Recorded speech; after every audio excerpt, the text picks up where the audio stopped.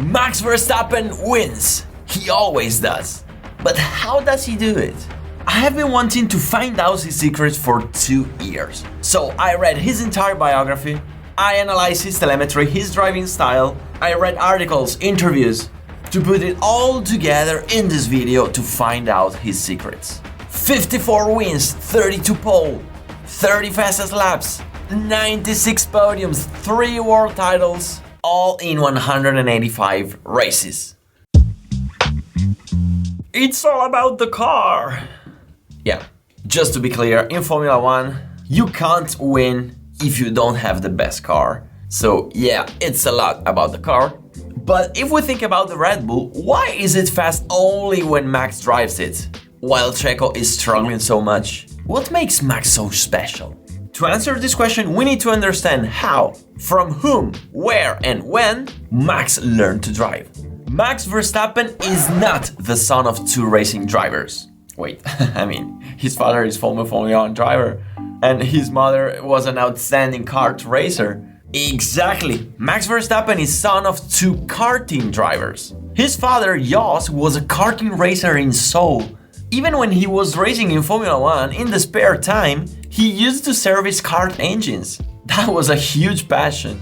And maybe you didn't know that, but his mother as well, Sophie Kumpen, was an incredible kart racer. She raced against Fisichella, Trulli, Button, Heidfeld. And do you know something crazy? There is one driver in the Euro NASCAR Championship called Anthony Kumpen, which is the brother of Sophie Kumpen, which means he's the uncle of Max Verstappen. Can you imagine how small the racing world is? So, back to our story. Where did Max learn to drive? On karts. Whoa, what an incredible discovery! I mean, every Formula 1 driver comes from karts. Yes, but they were not Jos Verstappen's children. Jos is sick on karting. And Jos, in Formula 1, he showed great promises, but he made a lot of mistakes himself. So Jos Verstappen, thanks to his passion for karting and to his career mistakes, he was able to turn Max Verstappen into an incredible driver. And the education that Max received from Jos was one of the harshest and most extreme you can imagine. The stories of how little Max learned are so powerful, maybe one day I will tell them. But just to give you an example, in 2013, when Max started testing single-seaters, he was invited to a Formula 3 test in Valencia. And those Formula 3 cars in the corners were scary. The G-forces were insane. So after a few laps, Max asked to put the paddings on the side of the headrest, to make it more comfortable to drive.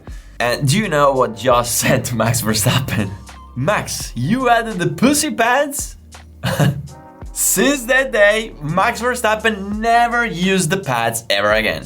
Not even in 2020 in Mugello with Formula 1, where drivers were sitting above 6 Gs. Max told the Red Bull mechanics, don't put them. My head can fall off, but I don't want them.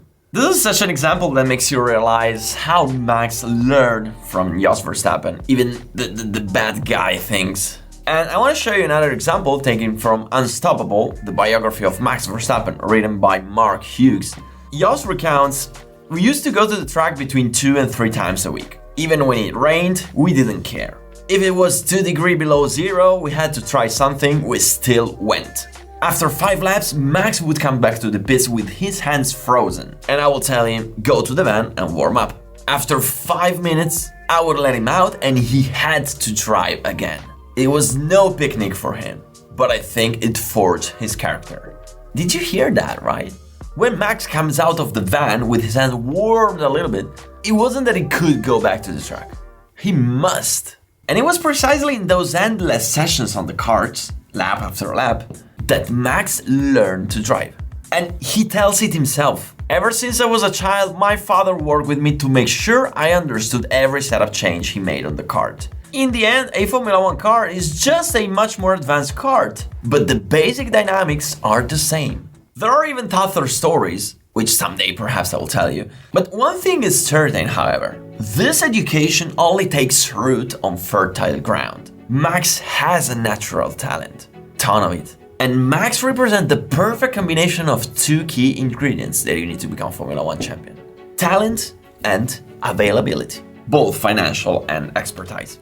Talking about availability, it's something that I never had in my life. I've been struggling 12 years before finding the budget to race. I started racing when I was 27. Today I'm struggling to build my career. And if you watch my other video on this channel, I show you all my races and I open a crowdfunding campaign for 2024 season. I would love to keep racing in the Euro NASCAR, so if you want to help me, the link is below.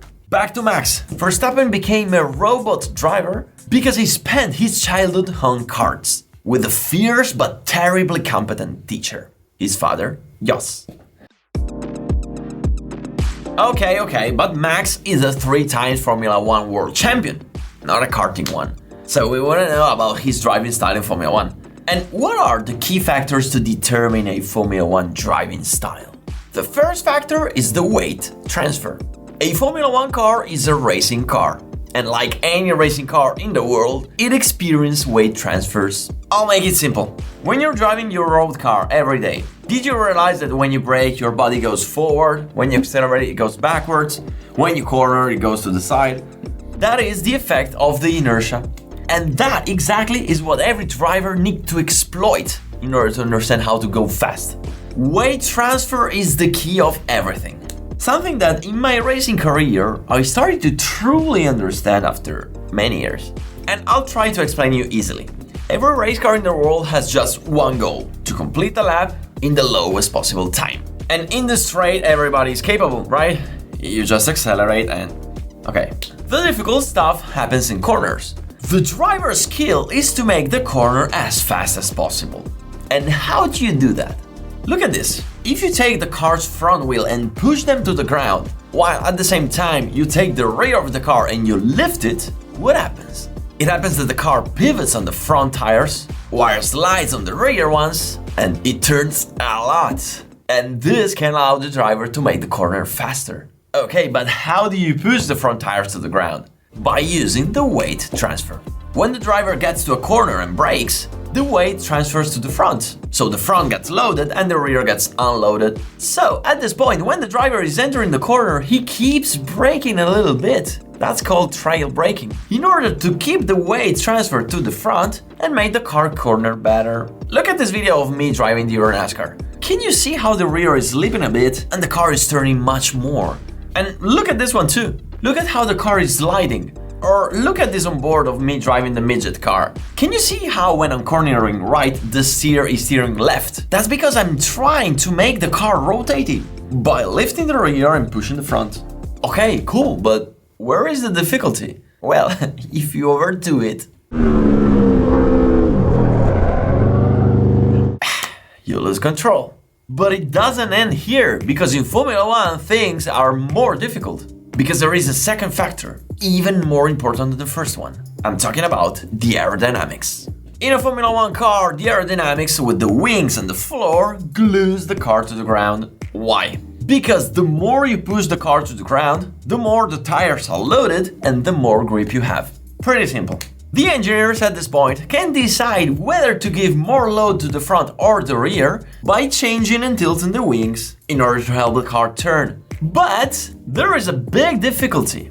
And I don't know if you know it, but the more the speed increases, the more the aerodynamic loads shift to the rear. And so, the higher the speed, the more understeery the car naturally becomes. This is where the driver's style comes into place. During the Formula 1 Grand Prix, we sometimes heard talking about the driving style. Well, when we talk about driving style, we mean just how the drivers like to handle the weight transfers. Talking about the dynamic and the aerodynamic ones. There are drivers who like to shape V corners, like Charles Leclerc, and there are drivers like Daniel Ricciardo who likes to shape U corners. And these driving styles are not just related to the style of the driver, but they have to get along to the design of the car. The suspensions, the aerodynamics, the setup. That means that a driver which is very good with Ferrari might not be that good with Mercedes. A great example was Daniel Ricciardo. He was good with RedBull and Renault, he was bad with McLaren. But anyway, whatever car you drive, the secret to go fast is always the same. To make it rotate the best possible way. And to make it rotate well, the car must be pointy on the front. But if it's pointy, it becomes oversteery and undrivable. And just imagine being a Formula 1 car at 250 km an hour in a corner and the car oversteers. You're done. how do you expect to handle it? Very few drivers can drive a pointy and oversteering Formula 1 car. It takes a tremendous sensitivity to handle all the movements on the rear. Only a robot can do it. A robot like Max Verstappen. Listen to this. Spa-Francorchamps 2022. Qualifying. Perez goes back to the pits and notices the gap from Verstappen.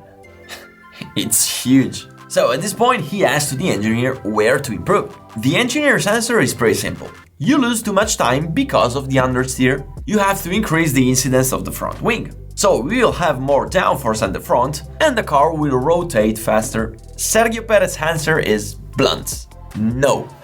With more front wing, I can't drive. This explains everything. Max can handle a pointy car while Perez doesn't. Another example. Why was Checo Perez as fast as Verstappen at the beginning of 2022 and then after Barcelona he got lost?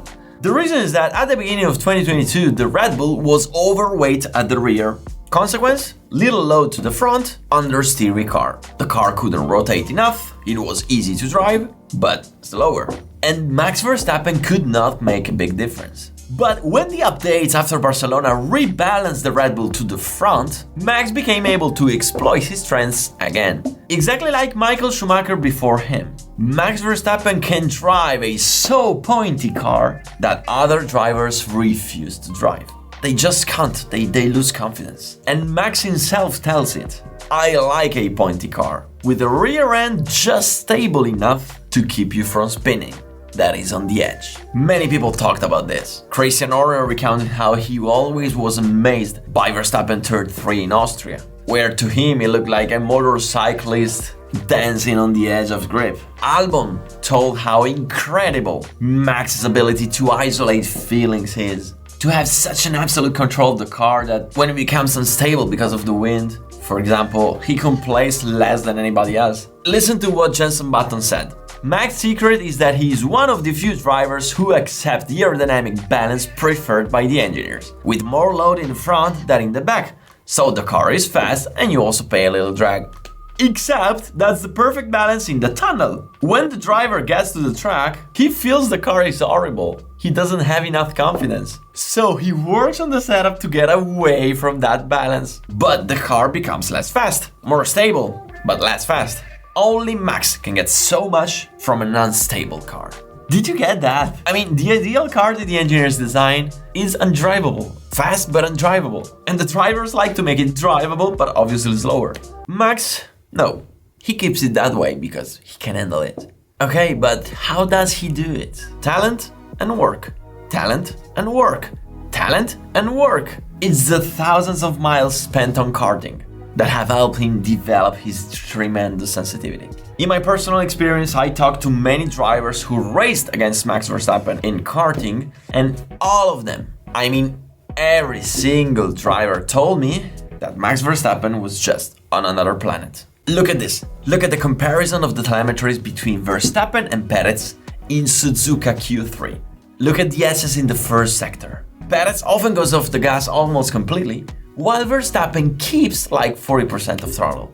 This tells us that Perez's car is too weak at the front, because to let the car turn he has to lift completely. While Verstappen's car, being more pointy, allows Verstappen to make the same corner with 40% of throttle, meaning he's doing the corner faster. But you have to be precise, because if instead of giving 40 you give 20, you lose the rear. And look at the difference in corner speed. It's mind-blowing. So at this point one could say, okay, Max was programmed as a robot driver, so now he's going like in autopilot, right? Not anymore training, just driving. No. Max to this day is a monster of dedication. I'm not kidding, because you know what he does when he's off the races. He spends hours on the simulator. And he doesn't do it for fun. He does it to compete at the highest levels. He participates in major races with his team Redline and often wins. And in an interview with David Coulthard, Max explained why he spends so much time on the simulator. Sim drivers are very fast and very interesting to watch at work. They don't have experience of a real car, but when you see them using the accelerator, the brake, the steering, they do it well, as it should be done. For me, it's super interesting because I'm not the benchmark in the simulator. They are. So I have to push myself to the limit to reach their level. And this process of improvement also helps me in Formula 1. Max is not only fierce on the track, he's also fierce in his desire to improve himself. And he is humble enough to recognize that he must learn from those who are better than he is. Apart from this, his beastly character is also on the sim racing. Yeah, I mean, sometimes he switches off the brain also on the simulator. For example, when he was excluded from the 24 hours of Le Mans because of a crash of the game, he said, "I think I will uninstall the game and hope everybody does." Or, listen to this, during one race he was knocked out in the first corner, and so what did he do? He rejoined the track. He cut the chicane just with one goal, catching the guy that kicked him out, and always diplomatic, Super Max. So, in the end, what is the secret of Max Verstappen? Verstappen's secret is that thanks to his talent and the endless training when he was a kid on the track, and the constant training every day, he has such a monstrous feel and sensitivity that he can drive a car incredibly pointy at the front. Max always stays on the edge of the grip for longer than normal, and it's his incredible sensitivity that makes him so unique.